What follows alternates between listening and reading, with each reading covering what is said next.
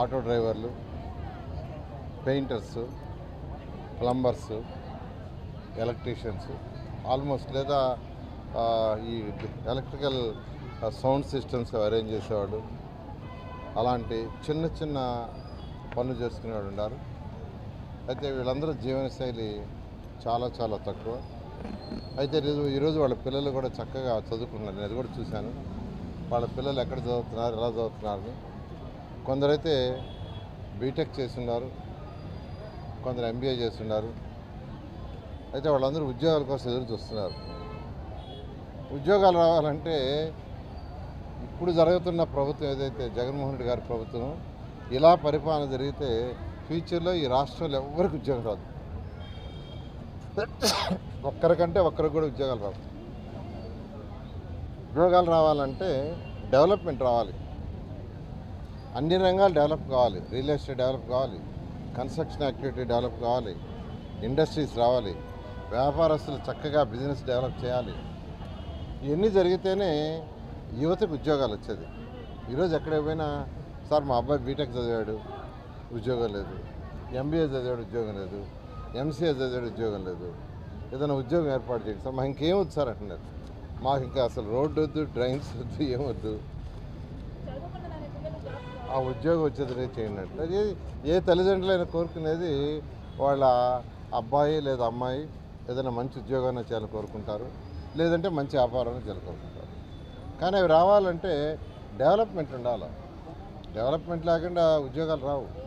అందుకే నారా చంద్రబాబు నాయుడు గారు ఆయన ముఖ్యమంత్రిగా ఉన్నప్పుడు అనేక దేశ విదేశాలు తిరిగారు.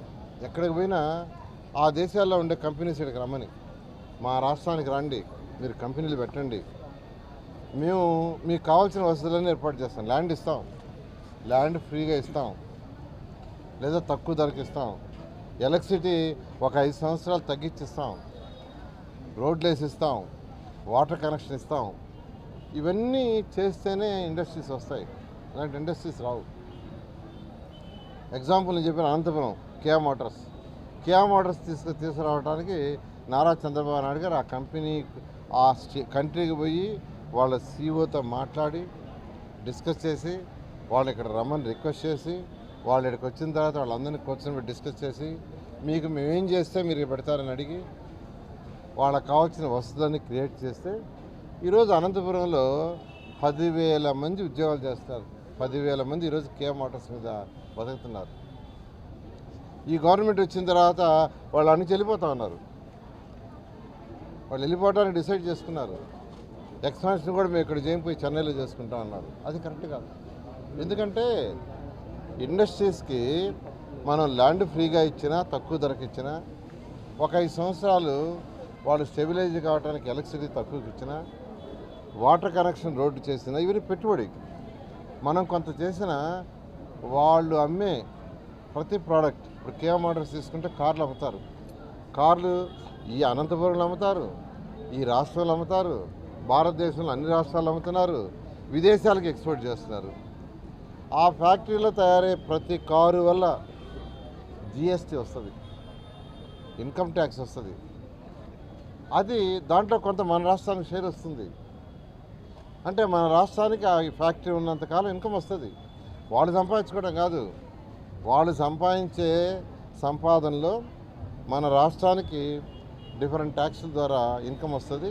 ఆ ఇన్కమ్ని కొంత నిరుపేదలకు సంక్షేమానికి, పిల్లలు చదువుకోవటానికి 15,000 ఇచ్చే స్కీమ్ కానీ, లేదా 18 ఏళ్ళు దాటిన ప్రతి మహిళకి, పేద మహిళకి నెలకు 1,500 ఇవ్వటం కానీ, చదువుకున్న వాళ్ళకి ఉద్యోగం వచ్చేదాకా నిరుద్యోగ వృత్తి చేయటం కానీ, రైతులకి వాళ్ళకి సపోర్ట్ చేసే అమౌంట్ ఇవ్వటం కానీ, ఇవన్నీ గ్యాస్ సిలిండర్స్, ఉచిత గ్యాస్ సిలిండర్స్, 3 ఉచిత గ్యాస్ సిలిండర్ ఇస్తామని చెప్పాం. బస్సు ప్రయాణం ఫ్రీ అని ఇచ్చాం మహిళలకి. ఇవన్నీ చేయాలంటే ఆ ట్యాక్సుల రూపంలో ప్రభుత్వానికి ఆదాయం వస్తే కొంత దానికి ఇస్తాం, కొంత వచ్చి డెవలప్మెంట్, రోడ్లు, డ్రైన్స్, ఇవన్నీ చేస్తే ప్రజల యొక్క ఆస్తి పెరుగుతుంది, వాళ్ళ విలువ. అంతేకాకుండా రియల్ ఎస్టేట్ పెరుగుతుంది. కానీ ఈ ప్రభుత్వానికి అది లేదు, అసలు ఏమీ లేదు. ఎవరిని ఎప్పుడు అరెస్ట్ చేస్తావా, ఎవరి ఇల్లు పగలగొడతావా, ఎవరి షాపు లైసెన్స్ క్యాన్సిల్ చేసి మూసేస్తావా, ఈ తప్పితే ఏం లేదు. అసలు ప్రజా పరిపాలన లేదు. ఒక నాయకుడిని ఎన్నుకుంటే మనం ప్రజాస్వామ్యంలో ఉన్నాం. ప్రజలకు తగ్గట్టుగా చేయాలా. ఈరోజు ప్రజలు కోరుకునేది ఏంటంటే వాళ్ళ ఏ తల్లిదండ్రులైనా వాళ్ళ సుఖం కంటే పిల్లల సుఖం కోరుకుంటారు. పిల్లల భవిష్యత్తు నాయకుడు చూడటంలా. అందరికీ నేను చెప్తున్నాను, నేను ఎమ్మెల్యేగా ఇక్కడ ఈ కాన్స్టిట్యున్సీ సిటీ నుంచి కంటెస్ట్ చేస్తాను. వేమిరెడ్డి ప్రభాకర్ రెడ్డి గారు ఎంపీగా కంటెస్ట్ చేస్తున్నారు. ఒక రాష్ట్రం డెవలప్ కావాలన్నా, ఒక జిల్లా డెవలప్ కావాలన్నా, ఒక కాన్స్టిట్యున్సీ డెవలప్ కావాలన్నా కేంద్రం నుంచి కొంత ఫండ్స్ వస్తాయి, రాష్ట్రం నుంచి వస్తాయి. మా ఇద్దరిని ఎన్నుకుంటే ఖచ్చితంగా కేంద్రం నుంచి వచ్చే ఫండ్స్ని వేమిరెడ్డి ప్రభాకర్ రెడ్డి గారు ఎంపీగా తీసుకొస్తారు. ఎమ్మెల్యేగా రాష్ట్రం నుంచి తీసుకొస్తాం. నెల్లూరుని ఒక మంచి స్మార్ట్ సిటీగా, వన్ ఆఫ్ ది బెస్ట్ సిటీగా చేస్తామని